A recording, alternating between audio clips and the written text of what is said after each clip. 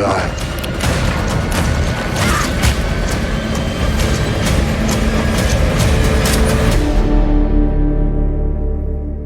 Hey Albert, Hey Travis, how you doing? doing well. How are you? I'm doing well, thank you. Well, I saw Frontier Crucible. I absolutely enjoyed it. What I really liked was it started as a slow burn in a way, but then everything picks up. I thought it was going to end one way, but then it goes completely in left field, but still was so satisfying the way everything turned out. So I got to commend you on bringing that. Thanks. How did you think it was going to end? I don't want to spoil it. Well, it kind of, I thought it would be a typical, like the typical Western type ending with a certain thing happening, but when it veered off into something else, I was just like, oh, wow, okay. But overall, great job. Thank you. So my first question is, what led you to direct the film? I know that it was written by Harry Whittington based on his own novel. How did you get the directing job for it? Yeah, back in 2021, I started working with a producer named Dallas Saulnier, who did Bone Tomahawk, one of the best Westerns Oh of the yeah. last 25 years. So good. And I was a huge fan of his other movies, Dragged Across Concrete, Brawl, got a chance to go to Montana and make this Western called Terror on the Prairie with him. I was a producer on that. And he showed me the script for Frontier Crucible. At the time, he just thought maybe I would produce it because I'm kind of the Western guy. I've worked in the genre a lot. And then over the years, he decided that it was a good project for me to direct, which was great because the characters and the script are so rich, the dialogue is so great, and you know, it was just wonderful to be able to take on such a project. So we finally got it made last year, and the reason we needed to do it is that we were going to lose the rights to the novel, so we needed to do Oh. it as soon as possible, and we went into production. Oh wow, that's amazing. Well, the cast in this was amazing. I actually spoke with Miles this afternoon, and I had nothing but praise for him. He drove that film, and I told him like, this is probably the purest character I've ever seen in a movie because Hmm. despite having everything thrown at him, he still is like the hero type who's gonna follow the good moral compass. He's gonna not let anything get in his way. He's gonna do what he's meant to do. Bring that envoy of the medical supplies over no matter what it takes. And Mary Stickley was great. And then we have the return of Armie Hammer. I'm really excited that he's back.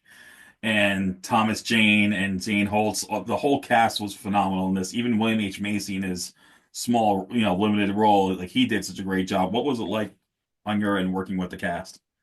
Oh yeah, well, I love hearing that about Miles. I mean, Thomas Jane and Armie Hammer steal every scene that they're in, but the wonderful thing when people see this movie is most of them come out talking about Miles, someone that they'd never seen on screen before, right? Yeah. And he knows how to carry the film, right? Like he's a true old-fashioned movie star in that sense. He carries it from beginning to end, and I love how people respond to his character because I think the anti-hero has been such a thing in movies for a long time, for decades. And it's Yeah. very rare that we see this type of character who just, like you said, they have their moral compass and they're sticking to it. It doesn't matter whether the woman is tempting them to go this way and these guys are tempting them with the money. It doesn't matter if it gets him killed. He's sticking to his guns. And that's a very Western thing. And I just love it. I think that people want to see a hero like that these days. A callback to the old Randolph Scott characters from the Bud Bedecker movies, right? But yeah, the rest of the cast is just wonderful. I got really lucky to work with such legends. I mean, Thomas Jane, I think, kind of reinvents himself here in a very character actor kind of way that was so much fun to see.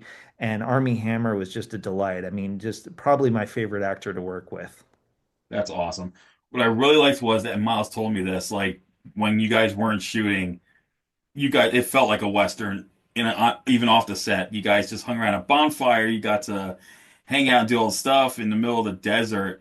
I mean, that's pretty cool because I was telling him like I've heard a few stories of casts who never work with each other bond offset, and then this big, not only does it help elevate the film, but in terms of certain aspects, after shooting, it's like, well, let's get in touch, let's keep this going, let's not ruin it, or sometimes other people just go to just do whatever, just do their own thing. But what was your take on that in terms of having them gather together after, when they were offset? Yeah, well, I think, being on location in the elements altogether, especially with not having like fancy trailers and things like that where they can go hide and kind of still be in their little actor bubble is really important. You know, John Ford said that making Westerns out in Monument Valley was really the best because everybody was camping out there together. You know, you're waking up early in the morning, you're having bonfires and dinners together at night, you're going to bed early because you're exhausted and getting up and doing it again. And so I think that it really brings the cast together. And we had a wonderful group of people who didn't have a problem carrying the makeup bag to help this person or grabbing a sandbag here and there, you know, kind of just all in it together as a huge group collaborating with the same vision. And I think that that's how I like to work. That's how I see it, is everybody's adding pieces here and making the thing better all the time. So. That's amazing. How long did shooting take on this film, and were there any challenges that you faced during production? Maybe a technical thing, maybe weather thing. Was there anything that you faced during production? How long did shooting take? We shot this film in 18 days, which is actually not a lot considering that A, it's a period piece, B, it's on location, and not an easy location at times, meaning that we couldn't even get a vehicle of any kind, even a quad, to the location where we actually filmed at the water hole scenes. We had to hike all of that in, every piece of gear. And the script was really 130 pages, honestly, right? So to film that amount of content without cutting a single line of dialogue in 18 days was quite a feat, you know. So we had some very long days, you know, the Crucible, that I won't spoil, Mhm. was very challenging to shoot. But you know, I came up through micro budget films, making features in 10 days, 12 days, shooting 15 pages a day. That was a lot of great training for what we had to do on this. That's awesome. Yeah, I know. I got a good friend who does Western. He does micro budget Westerns now too, Joe Cornett, and he's as of late he's been doing Westerns based on like fact, actual figures. Like he has a series called Rio Bravo, and it's actually based on a Civil War general who actually went to the Wild West from born in Russia, but he emigrated to the U.S. and changed his name, became a Civil War general, and then became like they made him into like a Wild West cowboy type. So I love those type of Westerns where you make the most of your budget and, but this one looks like, I mean, 18 days, it looks like it's like a big 1950s style, like the John Wayne era Mhm. Western. That's the vibe I was getting with this film. Well, I love that because that's what we were going for. John Ford, Bud Bedecker, the Randolph Scott movies. I mean, that was the main reference point, plus some touches of the 70s Westerns, you know, Pat Garrett and Billy the Kid and McCabe and Mrs. Miller with the soundtrack. And then so I see this as like a hybrid of Bud Bedecker's The Tall T, Pat Garrett and Billy the Kid, and then Dallas Saulnier's Bone Tomahawk. You mix all those together in one movie, was really how I see it. But yeah, I actually know Joe Cornette. I had a brief part in Gunfight at Rio Bravo. So you actually Oh, see whoa, me. wait a minute. Okay, so now I gotta watch that again because I'm friends with him and Alexander Nevsky. I'm like really good friends with them. So now I gotta watch that again because I gotta find you in the movie now. So You'll see me. I get kicked in the nuts by one of the female leads and then shot by Alexander. So you'll see me in there. oh well, that's the awesome that's an awesome connection. I'm gonna have to bring that up with him when I get a chance to talk to him again.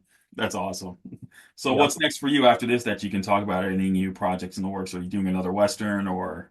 Yeah, I'm going to take a break from the Western genre. I'm about to produce a drama with Dallas Saulnier. We love working with him. We really love to consistently make more classics with him. And about to do that actually in 2 days. So after we get out of that, my next directing project is a film with a crazy title. It's called Buck Naked for Jesus. It's a Southern comedy in the vein of the Coen brothers, like Oh Brother, Where Art Thou? So Um, very excited I think about the that. title alone just got me interested. Exactly. I don't think there's anyone who sees that on Netflix or Tubi that's not clicking it and going, "What is this movie about?" Yeah, I know. Exactly. I'll definitely have to look out for that. Well, everyone, Frontier Crucible will be out December the 5th. You definitely got to check it out. If you're a fan of the old school Westerns, definitely check this movie out because you're going to have a fun time with this. And Travis, thank you so much for taking the time to talk about the movie. Thank you, Albert. I appreciate it. All right, you take care and stay awesome.